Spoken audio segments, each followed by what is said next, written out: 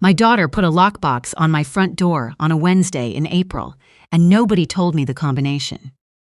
I'm 67 years old. I've lived in this house on Brentwood Crescent in Hamilton for 31 years. My husband and I bought it in the spring of 1991 for $119,500, which felt at the time like standing at the edge of something you'd never come back from. The bank manager said we were stretching. He wasn't wrong about the timing, but he was wrong about us. We ate a lot of pasta that first winter, and my husband made a joke about it every February for the next 28 years. And then he couldn't anymore.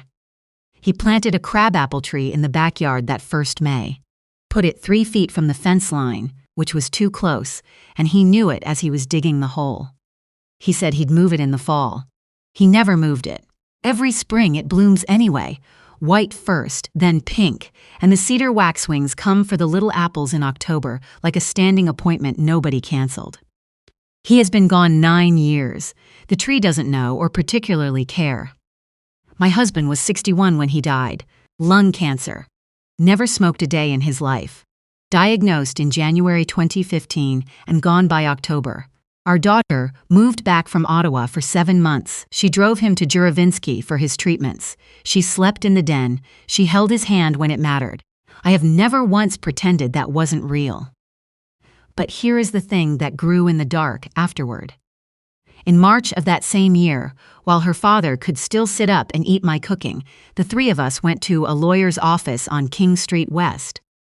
The lawyer explained the reason. Settling an estate through probate in Ontario is slow and expensive, and my husband did not want his family sitting in a courthouse on Main Street for 2 years while the province took its time, so we did what the lawyer suggested. So we did. My husband transferred the property into our daughter's name. Our daughter heard the word transfer and stopped listening. There were 5 pages. She initialed the 3rd without reading it. I watched her do it. Her father was sitting 12 feet away in a wheelchair, and she was exhausted, and I did not stop her. I have thought about that choice more than any other choice I've made in the last 9 years. What the 3rd page said, what she initialed and did not read, was a reserved life interest. A clause that said my husband and I, and the survivor of us, kept the right to live in and use this property for the duration of our natural lives. The remainder interest passed to her. The full title, eventually, yes, but not yet, not while I'm here. That document was registered with the Land Registry of Ontario the same afternoon. She has never once asked me what a life interest is. Let me tell you what I did for a living for 26 years, because it matters. My father died when I was 19 and left us nothing. I didn't go to university. I took a filing clerk job at a law firm on James Street North in Hamilton. My job was to put documents in the right folders and the folders back in the right drawers. I got very good at reading what was in the folders before I put them back. In 1992, I completed my paralegal certification at night school. I stayed at the same firm for the rest of my career. For the last 14 years, I was senior law clerk, specializing in residential real estate and estate matters. I have read more transfer documents, more powers of attorney, more parcel abstracts than I can count. My daughter thinks I worked at a reception desk. She said as much at family dinners. Mom worked at a law firm, and then moved on to the next topic. She was never curious enough to ask what I actually did there. You cannot take advantage of someone you've been paying attention to. My daughter arrived on a Sunday in January with her husband and a glossy pamphlet for a retirement residence called Maple Ridge Living in Ancaster. Private suites, a dining room with a view of the escarpment, a weekly shuttle to the grocery store. Studio unit starting at $4,500 a month. She set it on my kitchen table face up and slid it toward me the way you'd push something across a counter to someone whose job it is to process things. Her husband sat beside her. He has his father's posture and my daughter's ambition and a landscaping business that I know. Because I read the financial statements he left open on my kitchen table in 2021, is $94,000 in debt. He has been pleasant to me for 8 years, in the way a person is pleasant to someone they are waiting on. My daughter said the house was too much for one person. I have been one person in this house since October 2015. No one had raised the square footage as a concern in 9 years. She said the driveway was getting unmanageable. Her husband does my driveway. He brought that up first. She said she just wanted me to be safe. I asked her who she'd spoken to before she came to speak to me. She looked at the pamphlet instead of at me. That was the first answer. The second answer came when she mentioned a man named Grant from a company called Senior Living Transitions Ontario. She said he'd been helpful, that he'd come by the house and walked the property and put together some sumbers. I hadn't met Grant. He had come while I was at my physiotherapy appointment on a Thursday, and my daughter had let him in. Let him in while I wasn't there. I poured the coffee. I asked my daughter what Grant had recommended. She said the market was good. Said they didn't want to leave money on the table. I put the kettle down and said very evenly, "Whose money?" She said, and this is the sentence I have thought about every day since, "Mom, we're a family. This is a family decision." I have sat at enough conference tables to know that family decision is what you say when the decision was made by everyone except the person sitting across from you. I didn't argue. I said I'd think about it. I asked if they wanted more coffee. They didn't. My daughter hugged me at the door. Her husband said they'd be in touch. I closed the door and stood in the front hall, looking at my husband's navy peacoat on the hook by the stairs. Lining starting to pull at one shoulder, where it has hung since October 2015, because that is where it lived, and I haven't been able to put it anywhere else. The lockbox appeared in April. I came home from the pharmacy one Wednesday, and it was clamped over the door handle, gray and about the size of my fist, on a rubber-coated hook. I stood in my own driveway and looked at it. I could hear my neighbor's front door open behind me, and then close again quietly. Grant had called me twice, polite both times. He said I didn't need to be present for showings, that buyers actually preferred it that way, that it would be easier for me. Easier for me. Everything they arranged that spring, they arranged to make it easier for me. That afternoon, I went to the garage and got my husband's bolt cutters off the pegboard where he'd left them.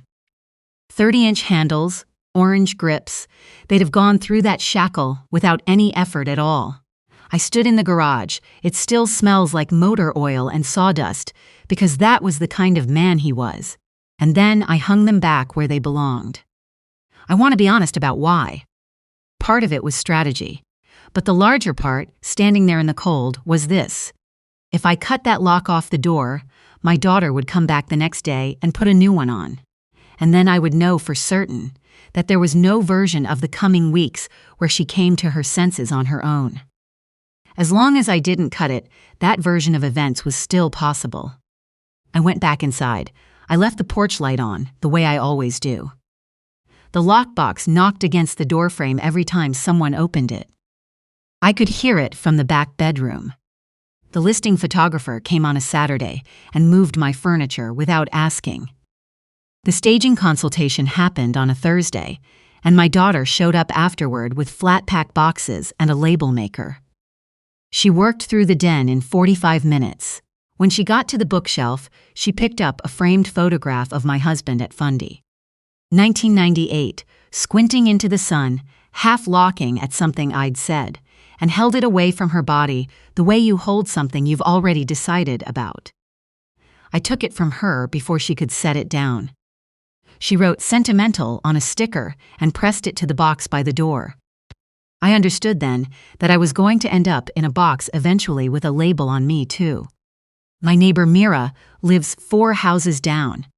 We've exchanged garden tomatoes and opinions for 11 years.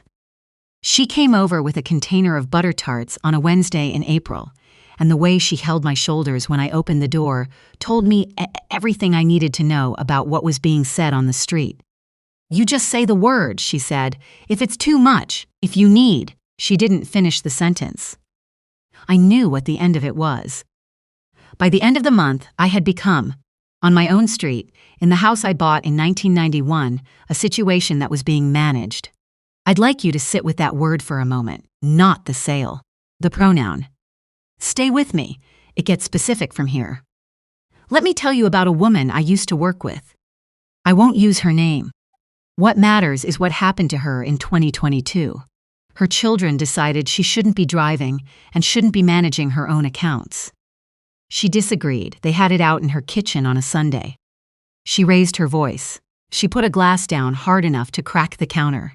Within 3 months, her son had filed for guardianship in the Ontario Superior Court. I read the supporting affidavit. 2 paragraphs were about that Sunday: agitated, combative, unable to accept assistance. She spent $28,000 on a lawyer. She won. She kept her accounts. Something in her also went quiet after that, and it never came back. When my daughter put the Maple Ridge Living brochure on my table, in January, I called a lawyer I trusted. She said something I've repeated to myself since. If you fight this in your kitchen, you lose. Not because you're wrong, but because the kitchen is your daughter's room. Everything you say there becomes evidence of your state of mind. Find a room where what you say doesn't matter, where only the documents matter. I said I knew exactly which room. In May, the listing agreement was signed. My daughter signed it as my attorney under a continuing power of attorney for property I had executed in 2015, after a kidney stone that landed me in emergency and frightened everyone, including me. 4 pages, witnessed, certified, registered. What my daughter didn't know, what Grant hadn't thought to check, what no one in that transaction had taken 20 minutes to verify, was what I filed on a Tuesday morning in September 2019. Let me tell you why the 2019 document exists, because the order matters. In August of that year, my son-in-law asked me for coffee on Locke Street. He was charming. He brought a folder. He said there was equity in the house doing nothing. He'd looked into a home equity line of credit. The numbers were good, the rates were fine, it was straightforward. He needed me to sign a few things. I said no. I said it once, clearly. 2 weeks later, a letter arrived from a lender in Burlington, addressed to me at Brentwood Crescent, thanking me for my recent application and informing me that the requested home equity line of credit, $95,000, could not proceed at this time. I had not applied for anything. He had used the 2015 continuing power of attorney.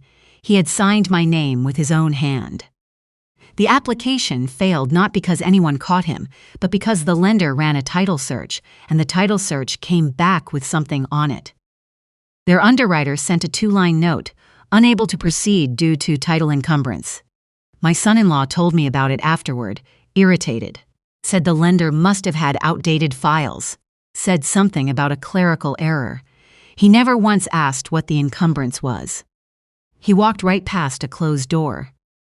The following month, I walked into the ServiceOntario location on King William Street. I filed a revocation of the continuing power of attorney for property. 3 paragraphs, registered. Then I sent a certified copy by express post, signature required, to my daughter at her address.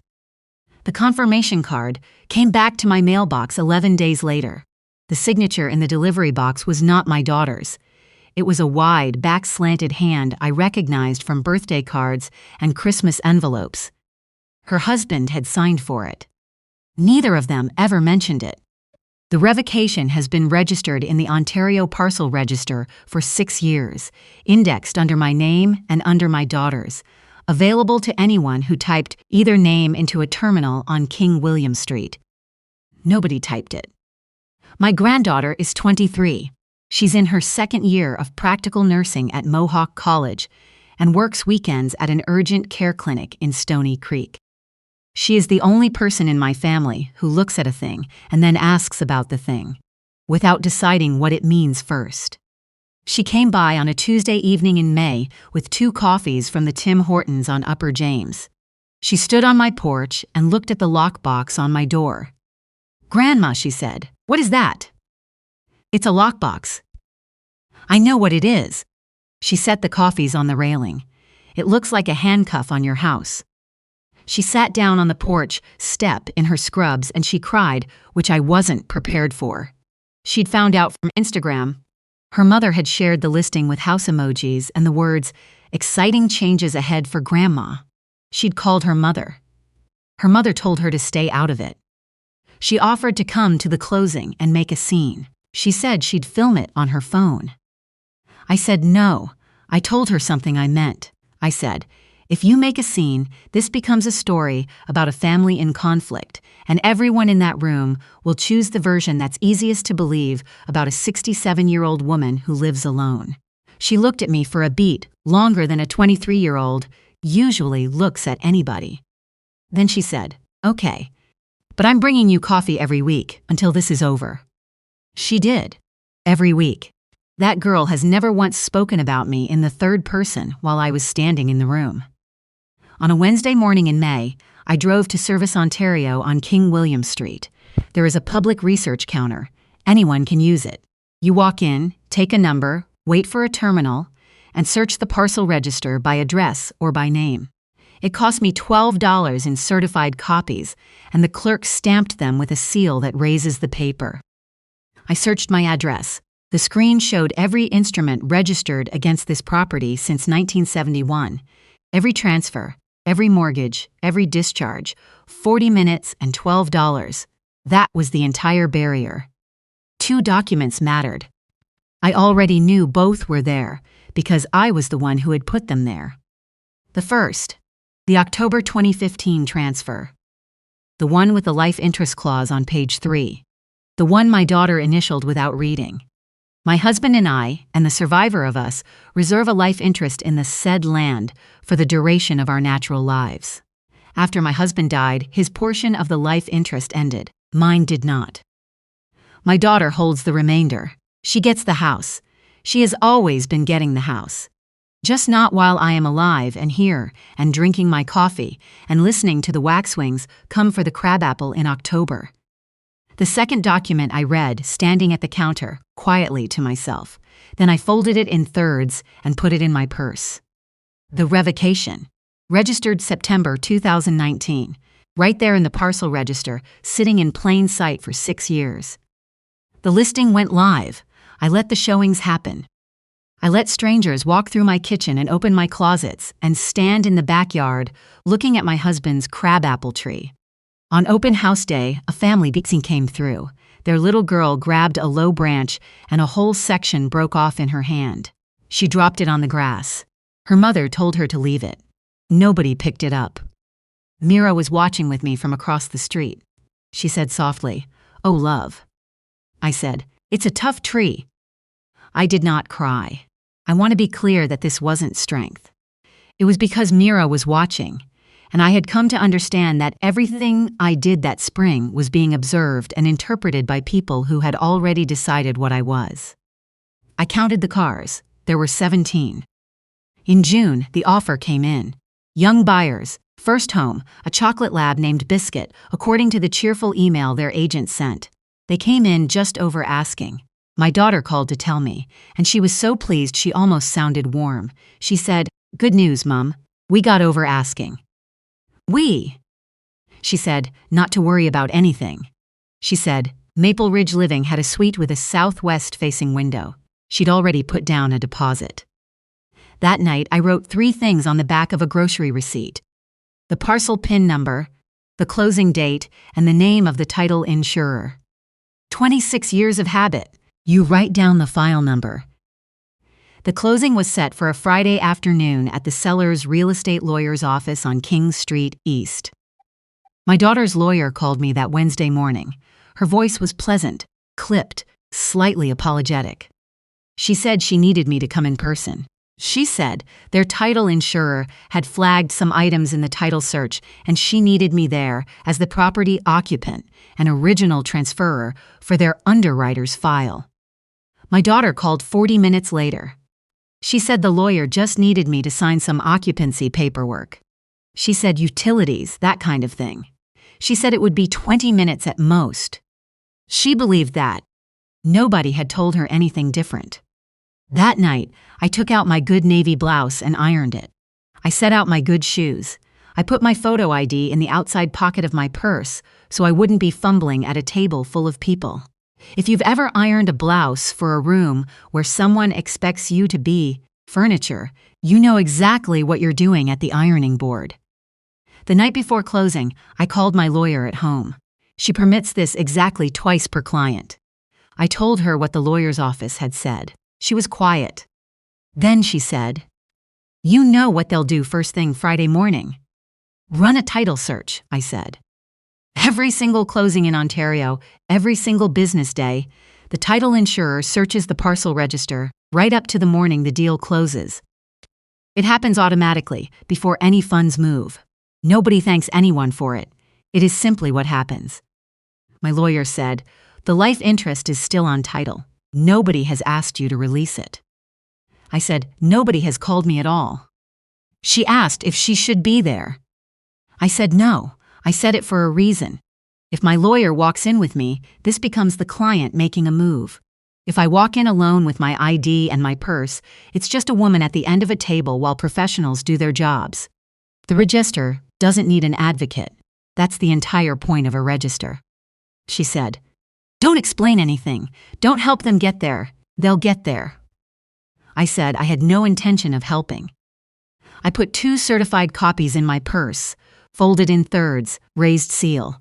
I left my husband's good pen in the cup on the counter.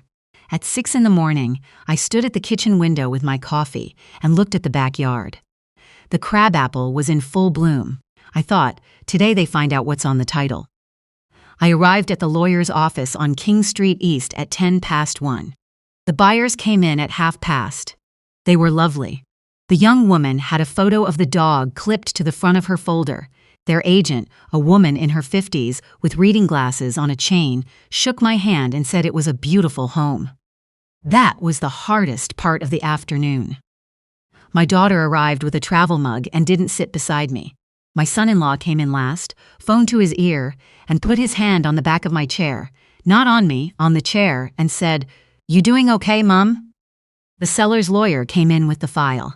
She was efficient, careful, clearly 3 of these deep and 4 more to go tomorrow. She went through the ID check. She asked my daughter to produce the original continuing power of attorney for property. My daughter had a copy. Of course she had a copy. She'd had it since 2015. The lawyer sent it up to the title underwriter. Then a paralegal came in with a printout and a green sticky flag on page 2, and she set it on the table and didn't make eye contact with anyone in particular. The lawyer looked at the printout. She looked at her screen. She looked back at the printout. "There's a complication with the title," she said. "I need to walk through the parcel register." She turned the printout toward the middle of the table, the way a careful person does, and read it like a grocery list. No drama, just items in order. The October 2015 transfer, the instrument number, the granting clause, my husband's name and mine transferring to our daughter. And then she read the words on page 3, reserving unto the transferors and the survivor of them a life interest in the said land for the duration of their natural lives. Nobody moved. The lawyer looked up. She looked at my daughter, and her voice was very even. "Your mother is the life interest holder. This instrument is still registered. You hold the remainder interest. You do own this property, but you cannot convey fee simple title without her voluntary signature, and the title insurer cannot issue a clean policy without her consent." My daughter said the house was in her name, had been for 10 years. "The remainder interest, yes." "That's the same thing," she said. "It isn't." My son-in-law stood up fast enough that his chair scraped the floor. He said there'd been an error at the registry. He said the firm had misfiled something. He said, and I want to be precise here, "This is Mum. She's done something." I hadn't done anything in that office that afternoon. I had done it on an October afternoon in 2015, sitting next to a man in a wheelchair who signed his name with a hand he could barely hold, on a page that said exactly what he intended it to say. The lawyer said there was a second item. She looked at my daughter. "The power of attorney you've provided. Our underwriter ran a search on it this morning. There is a registered revocation of that instrument. Filed September 18, 2019. It's been on the parcel register for 6 years, Ig. She paused, which means the seller has had no valid authority to act for your mother since September 2019. That includes the listing agreement. Grant, sitting in the corner, said something about the family making these decisions. The lawyer looked at him the way a very steady person looks at someone who has said something technically beside the point. Title, she said, asks the register, not the family. I reached into my purse. I placed a Canada Post delivery confirmation on the table. Express Post, signature required, dated September 2019. My daughter's address. The signature in the delivery box was a wide, back-slanted hand I recognized from 8 years of birthday cards and Christmas envelopes. Her husband had signed for it. My daughter made a sound. She said she got so much mail. She said it was possible she'd missed it. Then she stopped talking. My son-in-law sat back down. The buyer's agent took her reading glasses off. Grant said again, quieter this time, that the family usually makes these decisions together. The lawyer looked at him once more. Title asks the register, she said again, not the family. She told the room she couldn't clear the life interest exception and couldn't instruct the title insurer to issue a policy without my voluntary consent. Without title insurance, the buyer's lender wouldn't advance funds. Without funds, there was no closing. Everyone at the table turned and looked at me. I stood up. Once that entire afternoon, I picked up my purse. I looked at my daughter. You're getting the house, I said. You've always been getting the house. You get it the day I'm finished with it, and not 1 hour sooner. Then I said good morning to the buyers and told them I was genuinely sorry, and I meant that with everything I had. I walked out of that office on King Street East, down one flight of stairs, out into the May afternoon, and I sat in my car in the parking lot for 5 minutes before I could get the key into the ignition. The deal died that afternoon. The buyers were out $800 in inspection fees and $400 in the appraisal. I mailed them a certified check for $1,200 and a note that said none of this was their doing, and I hoped Biscuit found a yard soon. The young woman wrote back 2 days later. She sent a photo of the dog. I filed a complaint with the Real Estate Council of Ontario about Grant, not for failing to discover the life interest, but for accepting a listing under a power of attorney without verifying whether that instrument was still valid, and for never once asking the occupant of the property a single direct question about her own wishes. His company's senior living transitions page came down within 6 weeks. I contacted the seniors safety line and was connected to an adult protective services worker in Hamilton. She came to my kitchen table for nearly an hour. She read the whole file: listing agreement, the HELOC application letter, the revocation, the delivery confirmation, she said. In my experience, most of these reports come in as a feeling and a phone call. She looked at my stack of documents. This is different. No charges were filed. There is a file now, and it is not empty. I changed the locks. I had a new power of attorney drawn up and named my granddaughter. I did not touch my daughter's remainder interest. Not one word of it. My husband signed that transfer with a hand he could barely hold, and it said exactly what he wanted it to say. And I am not going to unpick a dying man's last clear intention because the people he loved had a difficult year. My granddaughter moved into the back bedroom in July. She pays me $100 a month, and she shovels the walk in January without being asked. She leaves for her clinicals at 6 in the morning, and I hear the kettle click through the wall. My daughter and I speak a few times a year. Her husband's business is restructuring, which is the word people use when they mean failing. She has not apologized. I've stopped waiting for that the way I stopped waiting for weather that isn't coming. In September, I pruned the crabapple back to where the branch had snapped. It came back before the first frost. Crooked, crammed against the fence, planted too close by a man who knew exactly how close was too close, and planted it there anyway, because it was the spot he wanted it in. I am fine, I am in my home, and I know what's on the title. People keep saying I outmaneuvered my family. I didn't. I want to be plain about this because somebody listening right now is doing the arithmetic on their own situation. There was no maneuver. There was a public counter on King William Street, a $12 search fee, and a document that had been sitting in the parcel register for 6 years waiting for someone to look. My son-in-law walked past a closed door for 6 years because he was so certain of what he had that he never thought to check what I had. So here is the only thing I know for certain, and I'll say it once. They can decide what you are in every room, except the one where somebody reads the register out loud. Go find out what your register says while you still have the choosing of it. That's my story. If it made you wonder what's actually on the title to your own home, go to your nearest ServiceOntario location and ask for a parcel register search this week. It costs less than a coffee. Drop a comment below, hit subscribe, and I'll see you in the next one.